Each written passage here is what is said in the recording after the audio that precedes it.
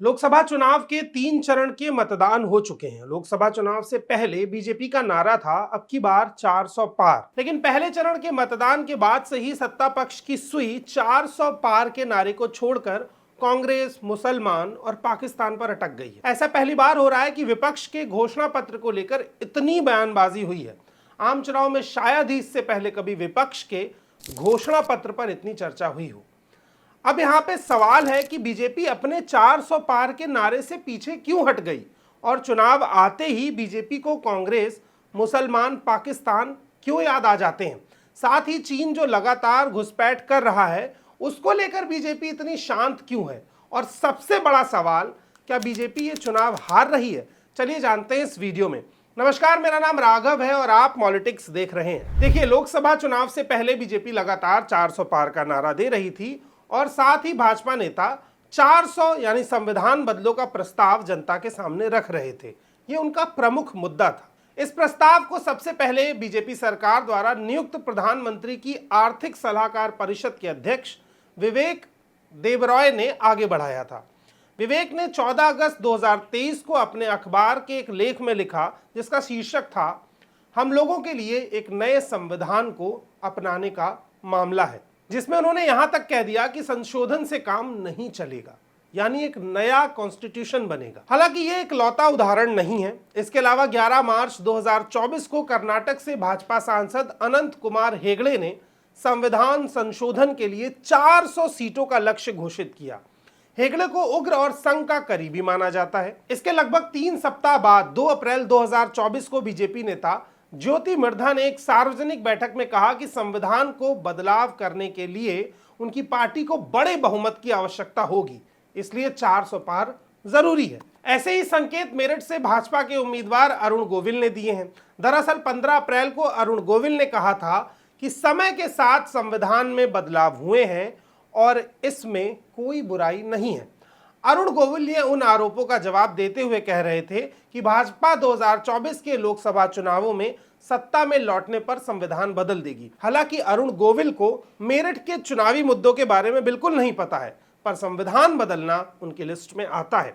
इसके अलावा फैजाबाद से 2 बार सांसद और अयोध्या से लंबे समय तक विधायक रहे लल्लू सिंह ने कहा था कि उन्हें नया संविधान बनाने या बदलने के लिए 2/3 बहुमत की आवश्यकता होगी। लेकिन पहले चरण के मतदान के बाद से ही बीजेपी ने 400 पार का नारा लगाना बंद कर दिया और सारा ध्यान कांग्रेस के विरोध में लगा दिया। प्रधानमंत्री नरेंद्र मोदी जहां कहीं भी रैली करते हैं वहां से उस विपक्ष की कमियां गिना रहे होते हैं जो 10 सालों से सत्ता में है ही नहीं। उत्तर प्रदेश के धौरहरा में एक जनसभा को संबोधित करते हुए मोदी जी ने कहा, कांग्रेस और इंडिया गठबंधन वालों की नजर अब आपकी संपत्ति पर है। ये खुलेआम कहते हैं कि आपके पास जो है उसका एक्सरे निकालेंगे और आपके पास जो अतिरिक्त संपत्ति है उसको वे लूट लेंगे। हालांकि ऐसा कहां कहा गया, ये प्रमाण अभी तक नहीं मिला है। भारत के प्रधानमंत्री लोगों को ये कहने में लगे हुए हैं कि कांग्रेस आपके घर का कमरा छीन लेगी, कांग्रेस आपके गले का मंगलसूत्र छीन लेगी, कांग्रेस आपकी भैंस छीन लेगी। इस पर वरिष्ठ पत्रकार यूसुफ अंसारी कहते हैं कि 2024 के लोकसभा चुनाव को पिछले 2 लोकसभा चुनावों से बिल्कुल अलग देखा जा सकता है। वह कहते हैं कि यह चुनाव है जिसमें मोदी को कांग्रेस के एजेंडे पर जवाब देना पड़ रहा है। कांग्रेस के घोषणा पत्र का सबसे ज्यादा प्रचार पीएम मोदी ने किया है। इसका उन्हें फायदा नहीं बल्कि नुकसान ही होगा। जो पीएम मोदी 400 पार का नारा लेकर चुनाव मैदान में उतरे थे, वह अब जनता को कांग्रेस की सरकार आने के नुकसान गिनाने लगे। इसका मतलब है कि मोदी मान के चल रहे हैं कि इस बार कांग्रेस का पलड़ा भारी है। लोकसभा चुनाव जैसे जैसे आगे बढ़ रहे हैं वैसे वैसे सियासी तपिश भी बढ़ती जा रही है। मोदी गारंटी के साथ 2024 के लोकसभा चुनावी मैदान में उतरी बीजेपी का सियासी एजेंडा पहले चरण के मतदान के बाद से ही बदला हुआ नजर आ रहा है। कांग्रेस को देश की सत्ता से बेदखल करते हुए 10 साल हो गए और मोदी सरकार का दूसरा टर्म भी पूरा होने वाला है। पहले और दूसरे चरण की वोटिंग के बाद से ही पीएम मोदी ने हिंदुत्व की पिच पर बिसात बिछानी शुरू कर दी और कांग्रेस को मुस्लिम पार्टी बताने में जुट गए, जिसके चलते प्रधानमंत्री मोदी ने मुसलमानों के लिए घुसपैठिया और ज्यादा बच्चे पैदा करने वाले जैसे शब्दों का इस्तेमाल किया। साथ ही पीएम मोदी ने कांग्रेस पर दलितों, पिछड़ों और आदिवासियों के आरक्षण को मजहब के आधार पर मुसलमानों को देने का एक आरोप भी लगाया। ऐसा कब हुआ कांग्रेस ने कब कहा, इसका कोई प्रमाण नहीं है। मतलब कि पीएम मोदी हिंदुत्व के मुद्दे को धार देने में लगे हुए हैं। ऐसा लग रहा है कि मोदी सरकार के पास देश के वोटर को बताने के लिए कोई उपलब्धियां नहीं है। मोदी की गारंटी पर अब तो मोदी को ही भरोसा नहीं रहा, इसलिए वे पहले और दूसरे फेज के बाद मोदी अपने पुराने मुद्दे हिंदू मुस्लिम पाकिस्तान की ओर लौट चले हैं। मोदी जी अक्सर हिंदू मुस्लिम पाकिस्तान पर बात करते हैं, कहते हैं कि वो पाकिस्तान को उसी की भाषा में जवाब देंगे, लेकिन चीन का वो कहीं भी जिक्र नहीं करते। बावजूद इसके कि हाल में ही चीन ने अरुणाचल प्रदेश के 30 जगहों के नाम बदल दिए। इससे पहले साल 2017 में भी चीन ने अरुणाचल प्रदेश में 6 जगहों के नाम और साल 2021 में 15 स्थानों के नाम बदल दिए थे और पिछले साल भी 11 स्थानों के नाम बदले थे। चीन ने नाम बदलने के साथ साथ हमारी जमीन पर भी कब्जा किया है। पहला कब्जा पूर्वी लद्दाख के एलएसी के उत्तरी छोर पर देपसांग है, आईटीबीपी यानी इंडियन तिब्बतन बॉर्डर पुलिस के बुत्से कैंप के पास। दूसरा कब्जा गलवान वैली के ठीक पेट्रोल पॉइंट 14 पर, जहां चीन ने बड़ा कैंप बना लिया है। इसी जगह पर भारत और चीन के बीच 15-16 जून 2022 को गलवान घाटी में संघर्ष हुआ था। तीसरा कब्जा पैंगोंग झील के उत्तरी किनारे पर चीनी सेना का अब फिंगर 4 और फिंगर 8 के बीच के इलाके पर नियंत्रण है। चौथा कब्जा है अरुणाचल के अंजाव जिले में, जहां कई नई सड़कों के अलावा चीन की तरफ से सैन्य टुकड़ियां भी तैनात की गई हैं और उनकी आवाजाही भी बढ़ी है।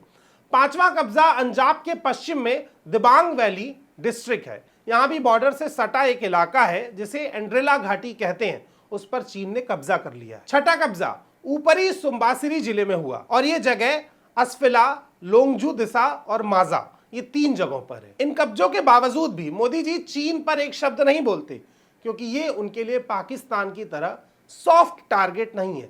साथ ही चीन के मुकाबले पाकिस्तान के साथ हिंदू मुस्लिम एंगल भी नहीं मिलता है, तो बताने के लिए कुछ ज्यादा बातें रह नहीं जाती हैं। इसलिए पाकिस्तान के नाम पर इस देश के वोटर को पोलराइज करना आसान हो जाता है। चलिए अब अपने सबसे महत्वपूर्ण सवाल पर आते हैं। सवाल ये कि पहले चरण के बाद से ऐसा क्या हुआ कि अब की बार 400 पार, मोदी की गारंटी, विकसित भारत जैसे तमाम मुद्दे छोड़कर भाजपा एक बार फिर से हिंदू मुस्लिम पाकिस्तान की ओर लौटना चाहती है। क्या बीजेपी चुनाव हार रही है या बीजेपी का पलड़ा कमजोर पड़ रहा है? देखिए 2024 के लोकसभा चुनाव 7 चरणों में हो रहे हैं।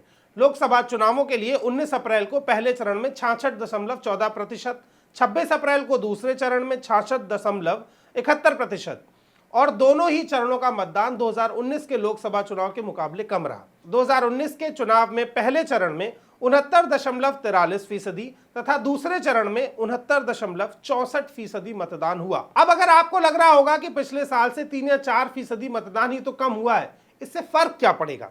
दरअसल देखिए, कम वोटिंग प्रतिशत को आमतौर पर सत्ता पक्ष के विरुद्ध माना जाता है।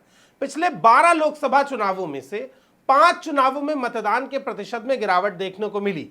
जब जब मतदान प्रतिशत में कमी आई, तब 4 बार सरकार बदल गई, वहीं एक बार सत्ताधारी दल की वापसी हुई। 1980 के लोकसभा चुनाव में मतदान प्रतिशत में गिरावट हुई थी और जनता पार्टी की सरकार सत्ता से हट गई।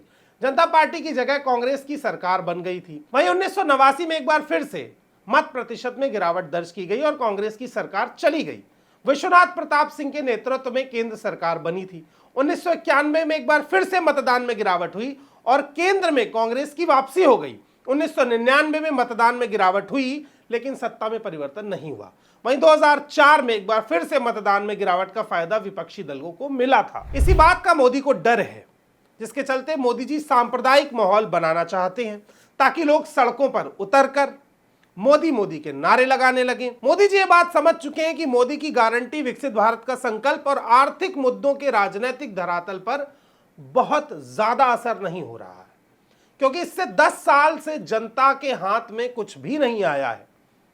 2024 के लोकसभा चुनाव में बीजेपी हिंदू मुस्लिम पाकिस्तान को बड़ा मुद्दा बनाना चाहती है, वहीं विपक्ष इसे महंगाई, रोजगार जैसे मुद्दों पर लड़ना चाहता है। कांग्रेस और विपक्षी दल इसी को लेकर चुनावी मैदान में हैं, क्योंकि मोदी सरकार इन मुद्दों को ही मुद्दा बनाने में फेल रही है।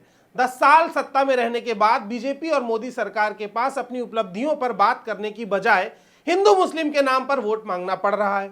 इससे यह साफ साफ जाहिर हो रहा है कि बीजेपी के लिए यह चुनाव चुनौती तो बन गया है। आज के इस वीडियो में इतना ही।